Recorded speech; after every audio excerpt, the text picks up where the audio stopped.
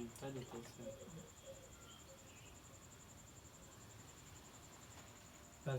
Bonsoir. Bonsoir.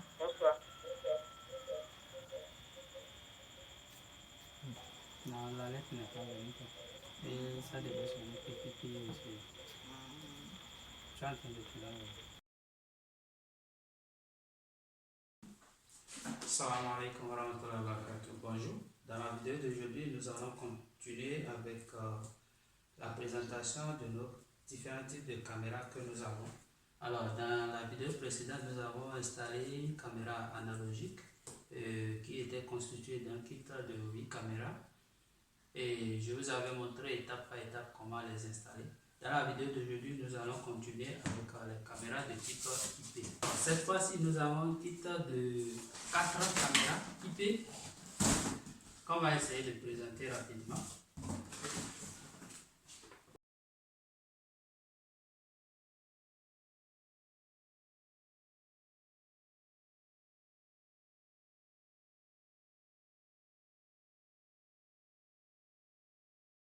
En dehors des 4 caméras, le kit est constitué également d'un DVR.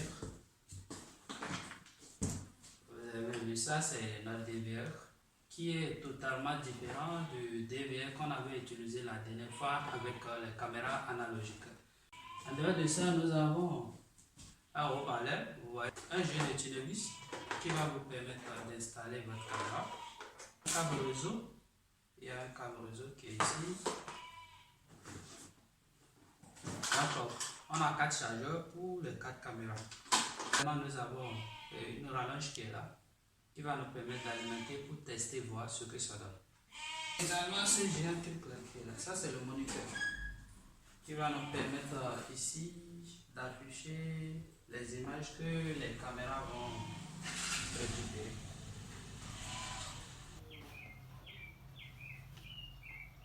D'accord, on commence premièrement avec notre DVR qui est là. Comme je l'avais dit, on va ouvrir l'intérieur pour voir ce qui est dedans.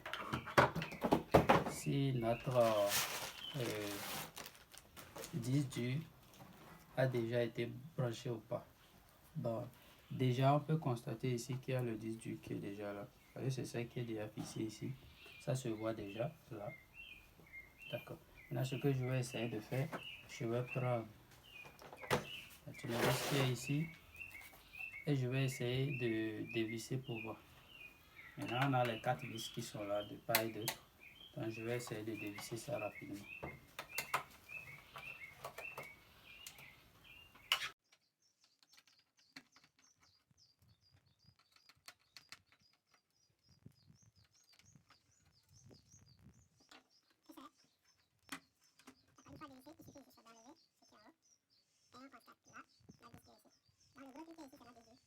En dehors de ça, nous avons ici la plaquette qui est là, qui va gérer à la fois l'alimentation et nous avons notre module Wi-Fi qui est ici.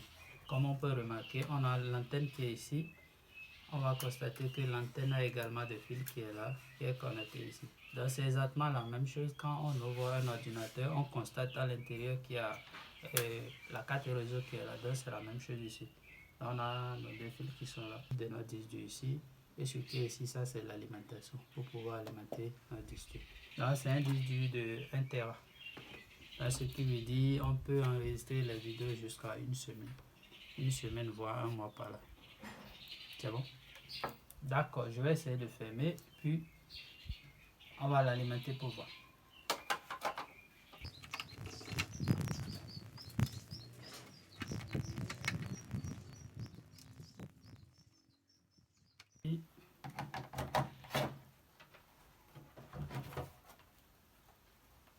Et là, je prends ce bout que j'envoie là.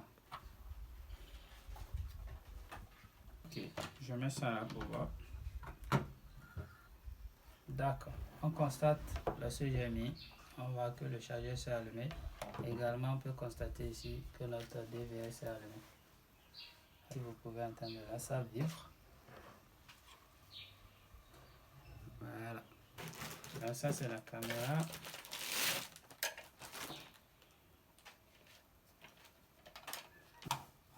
Je mets ça ici.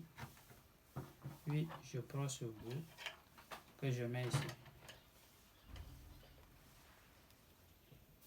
Vous allez constater, vous avez vu, une fois branché automatiquement, la caméra s'allume. Vous voyez là, j'ai enlevé, c'est éteint, mais dès que je branche, il y a les LED qui sont aux alentours qui s'allument. Mais là, cela ne veut pas dire que la caméra fonctionne directement, parce que là, on constate que c'est la caméra qui est ici. Ce qui est ici, c'est les LED qui sont là pour pouvoir éclairer l'objectif. Et à part ça, à côté, en même temps, on a des LED infrarouges qui sont là. Vous voyez, lorsque j'ai alimenté, vous voyez, le moteur qui est à l'intérieur tourne automatiquement. Donc la caméra a déjà fait un tour de 360 degrés et effectivement, ça va faire encore un autre tour. Vous voyez, tout en faisant un tour de 360 degrés, ça fait également un mouvement de 180 degrés via la scale ici.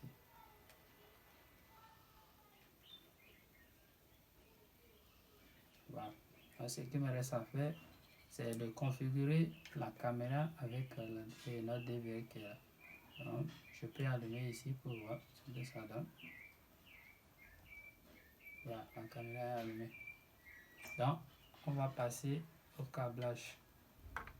Donc, après l'alimentation de la caméra qu'on avait déjà montré et l'alimentation de notre DVR, donc pour faire la configuration, la liaison entre la caméra et notre DVR, on a utilisé ce câble qui est notre câble bleu.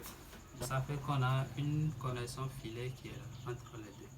Et également le moniteur, après avoir alimenté le moniteur, donc j'ai utilisé ici un câble VGA, comme vous pouvez le constater derrière là. Donc j'ai utilisé un câble VGA qui est ici, et l'autre bout de notre câble VGA, j'ai directement mis ça au niveau de notre DVR également. Alors, pour allumer notre moniteur, derrière là, nous avons le bouton d'allumage qui est juste ici. À part ça, il y a les boutons de configuration qui sont là, menu, input, volume, et ici pour sélectionner les différents canaux qui sont là, c'est-à-dire les caméras. D'accord, une fois la caméra branchée, on constate déjà que je suis là, au niveau de D1, donc je vais essayer de cliquer. Vous voyez là, je suis au niveau de D1. Donc, si je bouge la caméra, donc si je fais un mouvement, vous me voyez. Parce que la caméra tourne, on voit de l'autre côté. Si je fais également comme ça, on voit Z qui est en train de filmer de ce côté, c'est tout. Maintenant ici, il faut remarquer qu'on a utilisé, comme je l'ai dit, un câble réseau. Donc on n'a pas encore utilisé les deux antennes qui sont ici. Et également les deux antennes qui sont là, on n'a pas encore utilisé ça. Donc dans la deuxième vidéo, on va essayer d'utiliser les deux antennes pour pouvoir configurer et contrôler la caméra à distance. J'avais dit dans l'introduction que la caméra tourne 360 degrés et 180 degrés. Donc, dans cette vidéo, je ne vais pas encore paramétrer la caméra. Donc, ça veut que la caméra est fixe, elle ne tourne pas pour le moment. Donc, dans la deuxième vidéo, je vais essayer de configurer pour montrer comment la caméra marche. Là, ça va tourner 360 degrés, 180 degrés.